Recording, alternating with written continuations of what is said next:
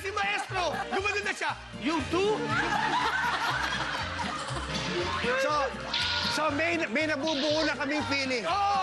May nabubuo na kaming feeling. May nabubuo na Ikaw kaming... na nagpap... Hindi. Ito. Binasa kong bigla na si Luis ay isang magaling na host. Alam mo kung bakit? Dahil naididikta niya sa atin kung ano ang magagawa natin. Tama ka na, Andrew!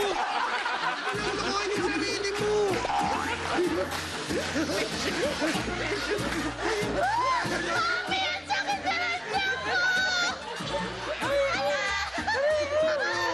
Aminin na natin na, Andrew, wala na tayong buhay!